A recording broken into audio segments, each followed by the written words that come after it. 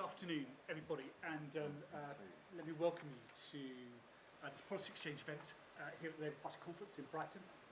My name is Chris Brannigan. I'm a senior fellow here at Policy Exchange, and we're honoured to have such an extraordinarily high quality and well-informed panel this afternoon to discuss CPTPP, the integrated review, and the increasing focus on the Indo Pacific region. Last year, Policy Exchange published a commission paper entitled A Very British Tilt, which we described, I reminded myself this morning of, as an interim report, recognising that we were merely at a point where we were considering how the geopolitics of the Indo-Pacific region were going to play out over the course of the next coming years. And indeed, whilst we focused upon trade and economics and technology and looked at the recommendations that we could put into place over the political and diplomatic scene in which that might happen, defence and security also featured as part of the Commission's findings. So we offered, I guess, as a sort of key conclusion that there was to be a reinvigorated community of free and independent nations in the Indo-Pacific, and that might be what we were working toward. But prosperity and security were very much hand in hand in the way that was going to be approached. The events, indeed, even over the last fortnight or so, with the announcement of AUKUS and the implications and consequences of that, have brought that into a much sharper focus than we might have imagined when we thought about putting this panel into play. And on that nature, given the complex views of how this may develop and what might come from all that, the hastening of any moves or the changing of the tempo, whether that's in CPTPP or in any other arrangement that sits across the strategy for the area, I'm very pleased to introduce our guest panel this afternoon. The Honourable George Brandis, the Australian High Commissioner to the United Kingdom, Australian High Commissioner to the United Kingdom. George had a very distinguished career in law and politics in Australia, a barrister by profession.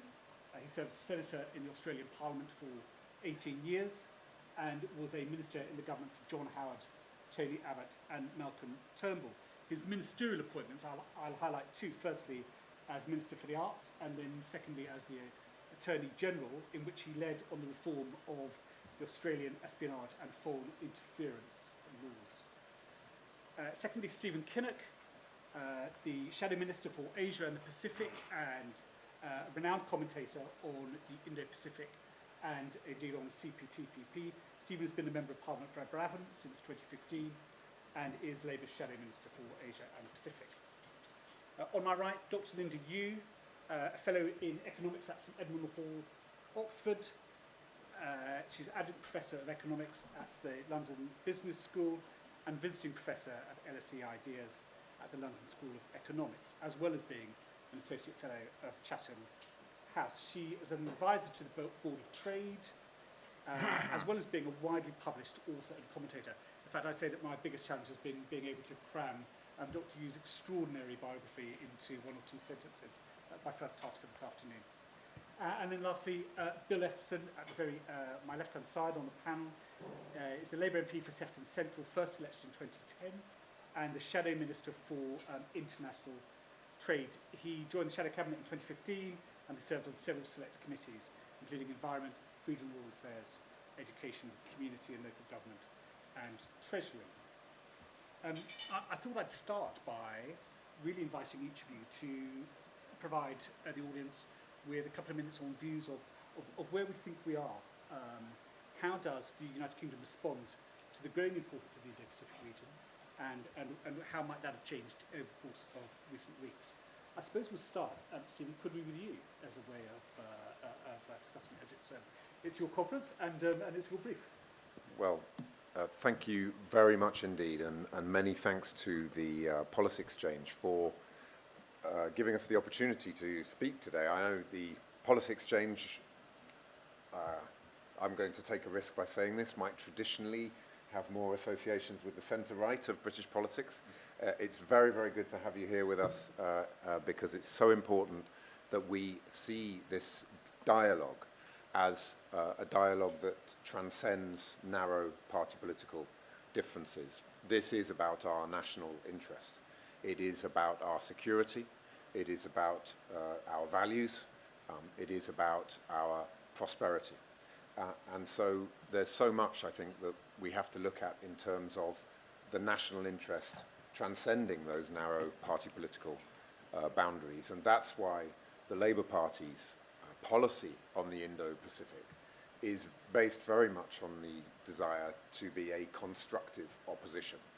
We will hold the government to account where we think they're getting it wrong, but we will be more than happy to support them when they're getting it right, because that is what a responsible and constructive opposition should do. And I think that in many ways, that position resonates across everything that the Labour Party does and says, but is particularly important in the area of foreign policy. I wanted to start by addressing really the elephant in the room, which is China, and to say a few words about Labour's policy on China, our view about the kind of strategy that we need to adopt. And it's based conveniently, there always has to be alliteration in politics, on three C's: confront, compete, and cooperate. It's vital that we accept that we're not in a Cold War situation. The Cold War was very much about the Soviet Union, broadly speaking, being ring-fenced from the rest of the global economy. That is patently not the case with China. We are deeply intertwined with the Chinese economy, like it or not. China plays a vitally important role in global commerce and industry, and that is why this is a completely different situation to the Cold War. But what that requires then is not a China policy that's based on a Cold War mentality, but a China policy that's based on a clear-eyed and hard-headed understanding of what China is, what it wishes to become, and what that means for the democratic countries of the world. That's why we think these three pillars are the right pillars. On confront, it is absolutely clear that the position that China has taken on Hong Kong profoundly undermines the international rules-based order. They are crushing liberty and democracy in Hong Kong, profoundly violating the terms of the Sino-British Declaration and the one country, two systems. What's going on in Xinjiang, in some ways, is even more disturbing. These are horrific crimes against humanity, millions detained in labor camps, surveillance state, parents taken away from their children, an attempt to crush a cultural and linguistic identity. It is completely unacceptable. The United Kingdom must stand up with its democratic allies against these violations and abuses of human rights. And thirdly, around security, and particularly what is taking place in the South China Sea. Taiwan was buzzed hundreds of times by the Chinese Air Force in recent year. Last year, over 300 times in 2020. I'm not aware of the figures for 2021, but I'm sure it's something very similar. Chinese battleships going through waters that clearly do not belong to China. Thousands of cyber attacks. This is completely intolerable, and the Labour Party will always stand up for the rights of Taiwan to conduct its own affairs free of interference, bullying, and intimidation by Beijing.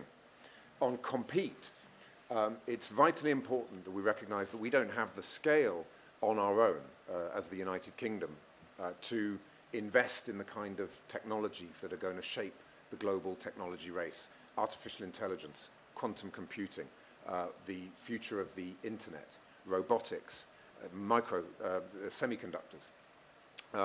This is a huge opportunity for democratic countries around the world to come together, to pool their resources, to share around technology. And that's I think one of the positive and exciting aspects of the AUKUS deal, is the opportunity that it gives to show that we are actually in a position to build and share technology in a way that will actually enable us to compete with the vast resources that China has. I'm very happy to say a word on AUKUS, but I'm pretty sure that will come back. So I thought let's give the strategic framework, and let's not go down the AUKUS route right now, but I'm sure that it will come back.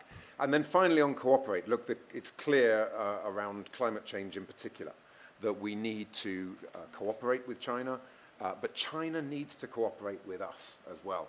You know, there is serious issues around air pollution in Beijing. On some days you can barely see your hand in front of your face. Desertification across large parts of China. So there is a clear incentive for both sides to cooperate, and we need to see that happening in the run-up to COP26. A final point on how those pillars interrelate with each other.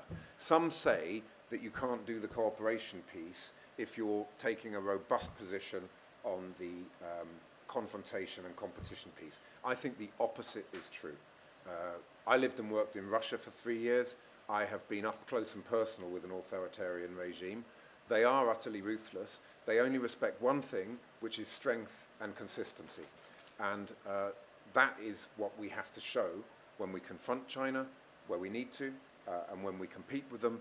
And by demonstrating that strength, consistency, and unity, we will actually be able to develop, I believe, a more respect-based relationship, which will provide a more productive platform for the cooperation side of the relationship. So there is a false dichotomy drawn by some around these parts of our strategy contradicting each other. In fact, I think we need to think again about that, think in a more nuanced way, and understand how authoritarian regimes such as the one in Beijing actually operate. Thank you very much. Stephen, thank you. That's a very good way, I think, of introducing more of those elements we described at the start about what the United Kingdom's posture should be. George, I wonder if I could invite you to speak next to provide us with a view not only over trade and what this might think in terms of our trade prosperity and the economy, but also that link into security that Stephen just brought up over all this. Well, thank you very much indeed, Chris. Thank you very much indeed, Chris, ladies and gentlemen. I suppose the greater focus on the Indo Pacific is something that was always bound to happen, simply because of the dynamic of population growth and the rebalancing of global economic systems towards the Eastern Hemisphere and away from the Atlantic Hemisphere. That has been predicted literally for decades. What I think people, especially in Europe and here in the United Kingdom, have come increasingly and swiftly to appreciate in very recent years is a new way of thinking of the region, so that we now speak of the Indo-Pacific, whereas in the recent past we spoke of East Asia or other geographic descriptors. And of course, when we speak of the region as the Indo-Pacific, Australia finds itself, at least from a geographical point of view, at the very fulcrum, being a two-ocean nation, strictly speaking, a three-ocean nation, but with coastlines on the Pacific and the Indian Ocean. Australia was delighted that the United Kingdom has decided to pursue a free trade agreement with Australia, and we look forward to the execution of that free trade agreement in the near future. But for the United Kingdom, it is of course an important springboard into the CPTPP, the Comprehensive and Progressive Trans-Pacific Partnership, trade agreement with perhaps 2 or 3 more adjectives than it needs. Because this will be the largest trading bloc in the world. And for the United Kingdom to accede to the CPTPP, which Australia welcomes and supports, will be plainly beneficial to the United Kingdom in a narrowly commercial sense. But there is another dimension, of course, and that is the strategic dimension. I remember sitting in the Australian Parliament a few years ago and hearing President Obama announce the pivot to Asia, where his administration adjusted from an essentially Atlanticist foreign policy to a Pacific-first foreign policy. Earlier this year, with the integrated review, we saw the tilt to the Indo-Pacific from the United Kingdom. Somebody actually in the Foreign Office explained to me earlier this year the difference between a pivot and a tilt.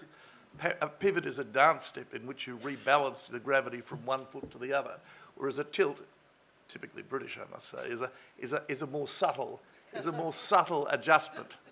But this very subtle but important adjustment reflects a reality.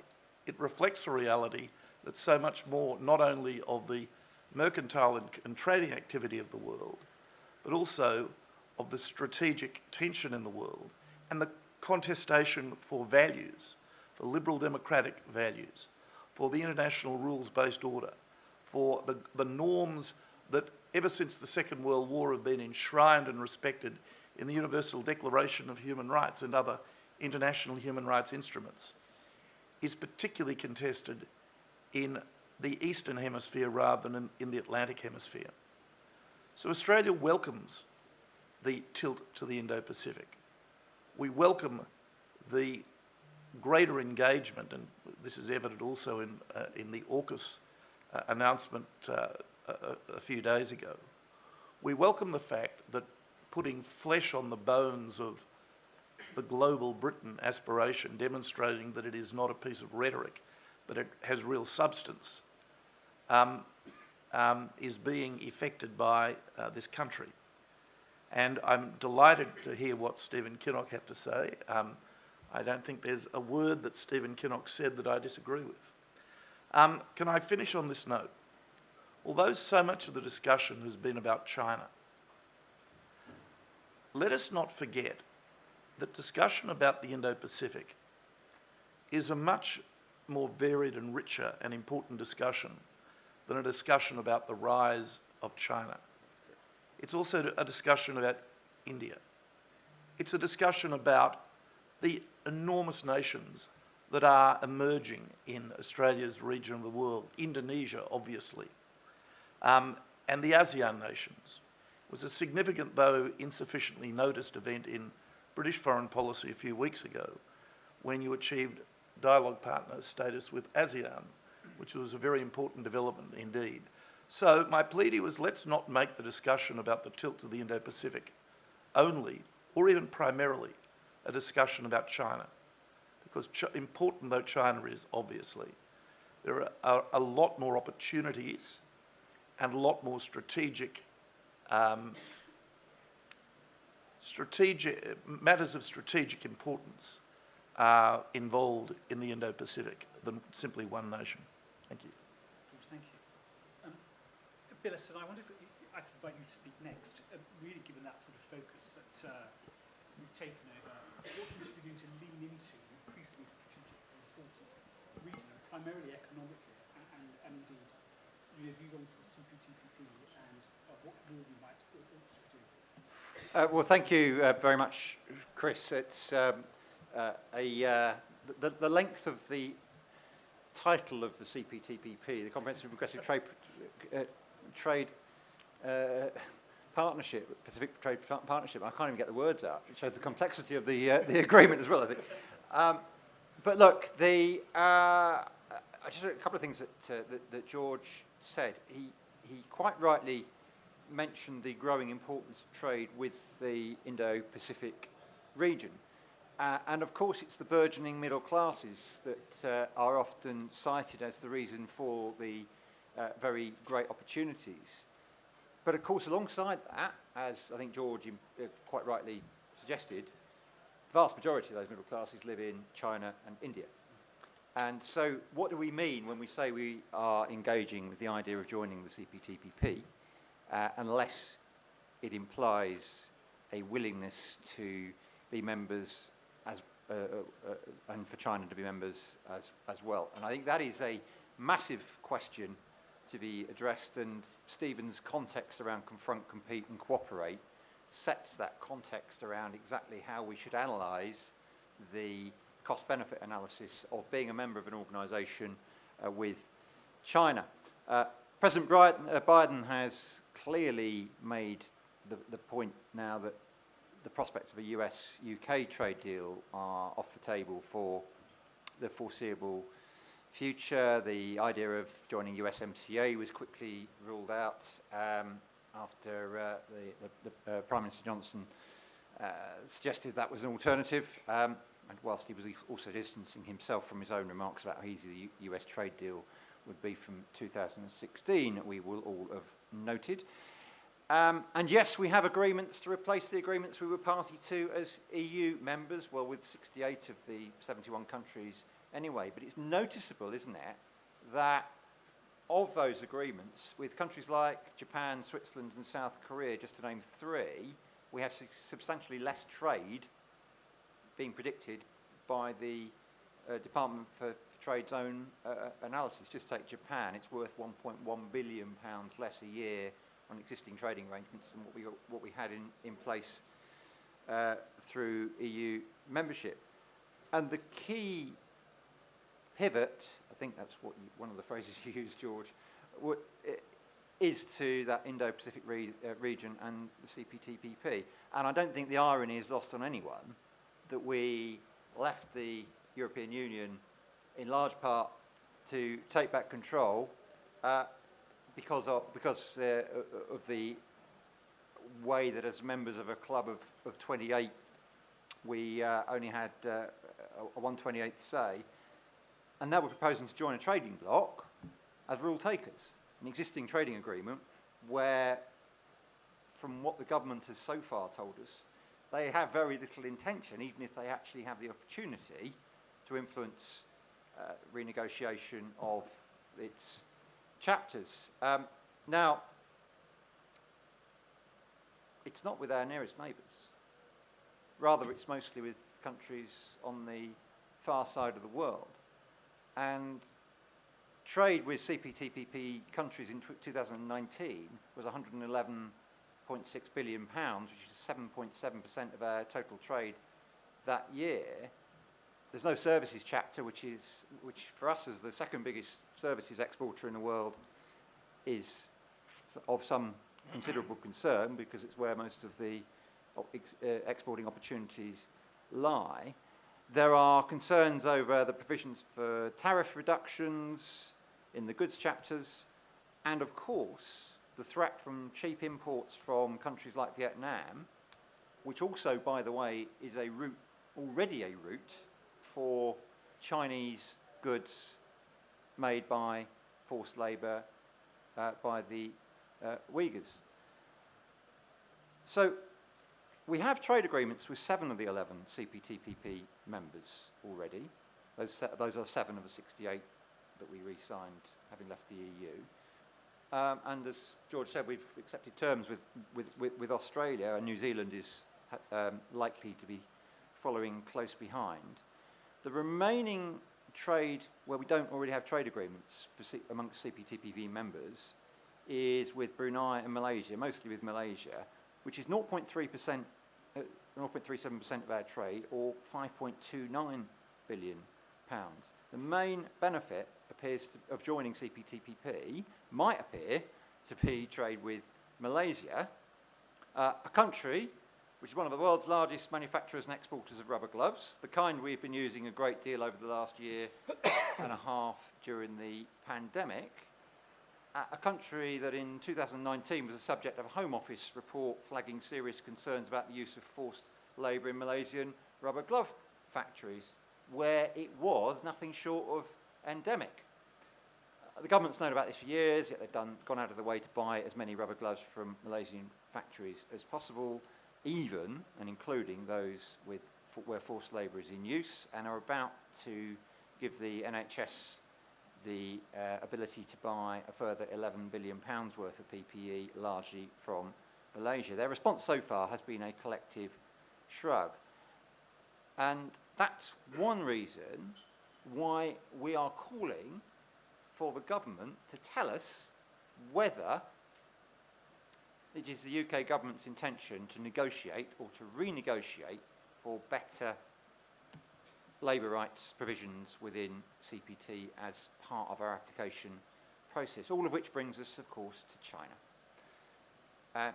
3 things I think I would note here. Grave risk for human rights, something we've been warning about for months. And China is much more serious about joining CPTPP than perhaps people had realised, something confirmed by their statement of intent just 11 days ago. So, first of those three things. We all know the human rights situation in China, particularly in Xinjiang, is serious. Both on the issues of the genocide amendment to the Trade Act and the ongoing supply chains work, we've been calling on the government to ensure that we don't support forced labour through trade, don't do a trade deal with any country committing genocide. The problem with CPTPP, as things stand, could mean we end up doing that deal with China through the back door. Now, Emily Thornberry, my colleague, the Shadow Secretary of State, asked Liz Truss 238 questions about CPTPP. Liz managed to avoid answering those long enough to replace Dominic Raab at the Foreign Office, we notice. And we hope to get answers from her replacement, Anne-Marie Trevelyan. But she asked a range of institutional questions about whether the UK could or would veto China's membership. If the UK is in the process of applying at the same time as China, it appears we will not get a say in the working group or a final veto on entry, something Emily has highlighted recently. And that's particularly in the light of Malaysia's claim they cannot block members because they've not yet ratified the deal. The government in this country seems to be happy through this process without having a say, not even mentioning China in its recent CPTPP strategic approach. We cannot rely on the CPTPP 11 to block China, and I'd be interested in George's response to this point. And the reason I say that is because Vietnam has offered to actively help China, and George can speak for Australia's view on it.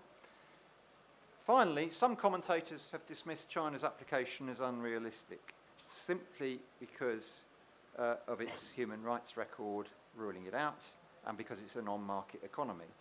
But that's an oversimplification, because the provisions of the deal are loose enough to facilitate Vietnam. Its labour chapter is weak, relying on protection of existing standards and self-policing. And China is serious about the move, as I said earlier, having indicated its intention to join, and has been asking a huge range of questions at the WTO, including about the provisions on forced labour. So my take on this, Chris, is we should be extremely concerned about CPTPP in its own right and the implications for our relationship with China. Bill, thank you. I mean, I think we've heard quite an extensive view from three quite distinct perspectives. And this falls to you as the non-political voice on the panel, as well, non-diplomatic voice on the panel, to just give us a view about where we're looking at, where the Indo Pacific sits as the region in which we are going to shape our 21st century futures, where we're going to shape the 21st century as a whole, and where so much of the decisions that are made and each of the factors that are brought into it mean that what we should be falling in pursuit from straight economic terms is something that we put more effort into, listen to, or as both Bill and Stephen have clearly articulated, we think about these conditions in which we enter that trade and think about that economic scenario. Great. Thank you, Chris, and very well presented. It'd be great to get your views, I think, on a lot of this as well, because I know you had input into the integrated review. I think if I kind of step back, I want to mention some work that I've been leading at the London School of Economics. So I chair the LSE Commission on Economic Diplomacy, and what we've done recently is to issue a report on how the UK should position itself in the 21st century world. Its global role, trade and investment, the importance of balancing multilateralism, regionalism, bilateralism, and I think importantly for this discussion, identifying the opportunities, but then having a framework as to how you pursue those economic opportunities in a way that's consistent with your foreign policy aims, with your values, with your principles. And I think the Indo Pacific, as George has mentioned, and by the way, that's absolutely fascinating, difference between tilts and pivots. The growth, and obviously, Bill, you mentioned it as well, the growth of the kind of the new global middle class, the shift in terms of who is emerging out of poverty and entering the middle class, the economic weight is going to be in that region. And the pandemic has, of course, stalled that. But the underlying structural trend is that it is still likely that within a decade, by 2030, when the world will have 8.5 billion people, about 5 billion of them will be middle class for the very first time. So those who earn between $10 to $100 per day, adjusted for what a dollar buys in their country. And 2/3 of those will actually be in Asia. So at the moment, the middle class is about evenly split between the West and Asia. And the shift, what this tilt is picking up, is that what you are seeing is not just people emerging out of poverty, which is, of course, a huge accomplishment that we saw as part of the Millennium Development Goals, but the growth of the middle class means that we will see more people in the middle class in Asia, and people in the middle class become part of the global economy, and yes, they particularly will consume. Oh, by the way, the marker of somebody in the middle class is not a mobile phone. Everybody has a mobile phone. It's actually whether or not you have a refrigerator.